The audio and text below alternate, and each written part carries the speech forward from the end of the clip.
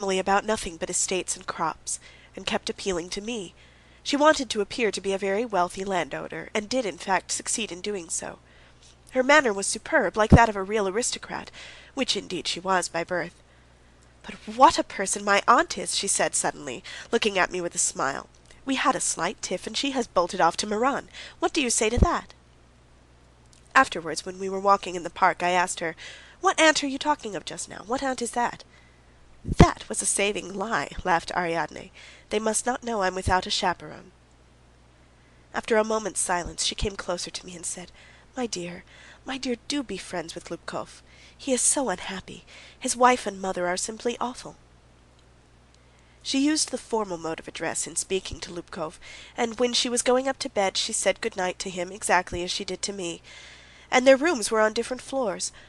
All this made me hope that it was all nonsense, and that there was no sort of love affair between them, and I felt at ease when I met him. And when, one day, he asked me for the loan of 300 roubles, I gave it to him with the greatest pleasure. Every day we spent in enjoying ourselves, and in nothing but enjoying ourselves.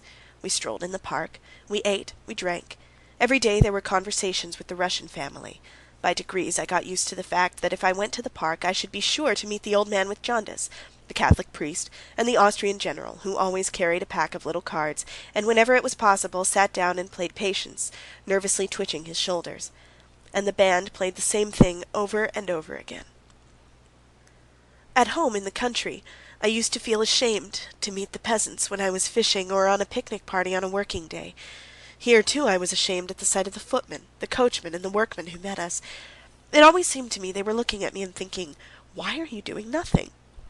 And I was conscious of this feeling of shame every day from morning to night. It was a strange, unpleasant, monotonous time. It was only varied by Lubkov's borrowing from me now 100, now 50 guldens, and being suddenly revived by the money as a morphia maniac is by morphia, beginning to laugh loudly at his wife, at himself, at his creditors. At last it began to be rainy and cold. We went to Italy, and I telegraphed to my father begging him for mercy's sake to send me 800 roubles to Rome. We stayed in Venice, in Bologna, in Florence, and in every town invariably put up at an expensive hotel, where we were charged separately for lights, and for service, and for heating, and for bread at lunch, and for the right of having dinner by ourselves. We ate enormously. In the morning they gave us café complet. At 1 o'clock lunch, meat, fish, some sort of omelette, cheese, fruits, and wine. At 6 o'clock, dinner of 8 courses with long intervals, during which we drank beer and wine. At 9 o'clock, tea. At midnight Ariadne would declare she was hungry, and ask for ham and boiled eggs. We would eat to keep her company. In the intervals between meals we used to rush about the museums and exhibitions in continual anxiety, for fear we should be late for dinner or lunch. I was bored at the sight of the pictures. I longed to be at home to rest. I was exhausted, looked about for a chair, and hypocritically repeated after other people, "How exquisite! What atmosphere!" Like overfed boa constrictors, we noticed only the most glaring objects.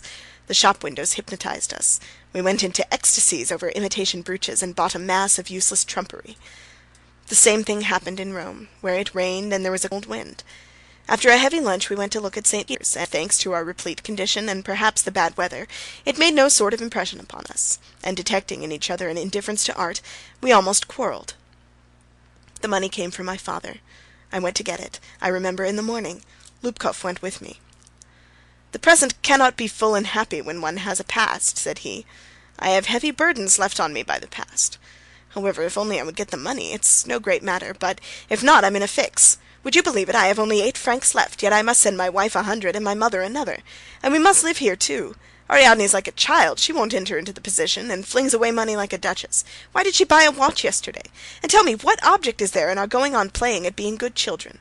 Why, our hiding our relations from the servants and our friends costs us from 10 to 15 francs a day, as I have to have a separate room. What's the object of it?" I felt as though a sharp stone had been turned round in my chest. There was no uncertainty now, it was all clear to me.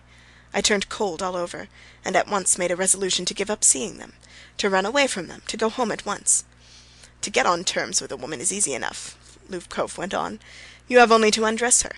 But afterwards, what a bore it is, what a silly business!" When I counted over the money I received, he said, "If you don't lend me 1,000 francs, I'm faced with complete ruin. Your money is the only resource left to me." I gave him the money, and he at once revived and began laughing about his uncle. a queer fish who could never keep his address secret from his wife. When I reached the hotel, I packed and paid my bill. I had still to say good-bye to Ariadne. I knocked at the door. "Entrez!" In her room was the usual morning disorder. Tea things on the table, an unfinished roll, an eggshell, a strong, overpowering reek of scent. The bed had not been made, and it was evident that two had slept in it. Ariadne herself had only just got out of bed, and was now with her hair down in a flannel dressing-jacket. I said good morning to her, and then sat in silence for a minute while she tried to put her hair tidy, and then I asked her, trembling all over, Why did you send for me here?" Evidently she guessed what I was thinking. She took me by the hand and said, "I want you to be here. You are so pure."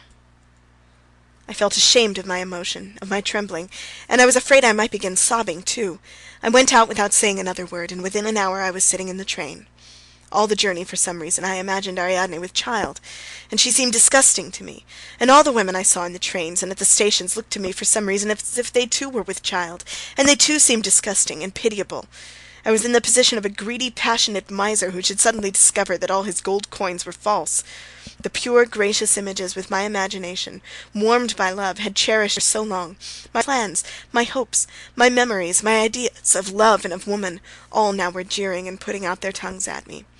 Ariadne, I kept asking with horror, that young, intellectual, extraordinarily beautiful girl, the daughter of a senator, carrying on an intrigue with such an ordinary, uninteresting vulgarian. But why should she not love Lubkov? I answered myself. In what is he inferior to me? Let her love anyone she likes, but why lie to me?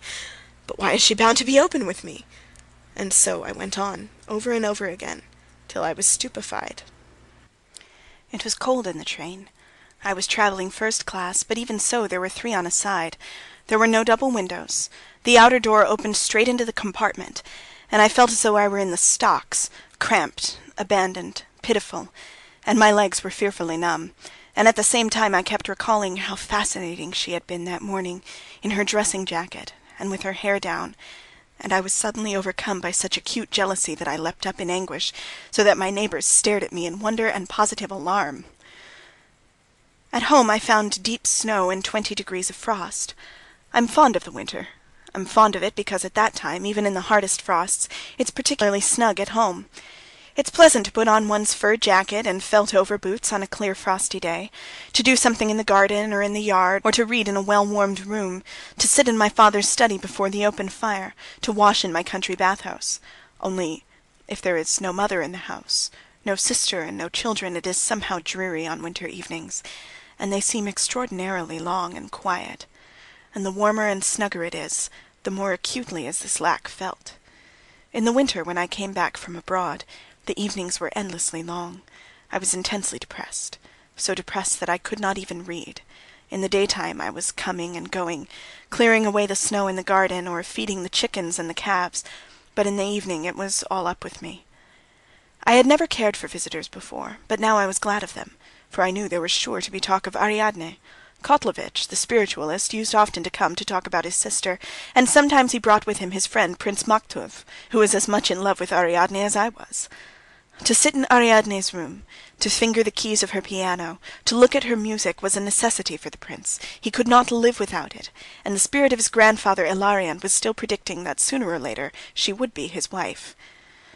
The prince usually stayed a long time with us, from lunch to midnight, saying nothing all the time.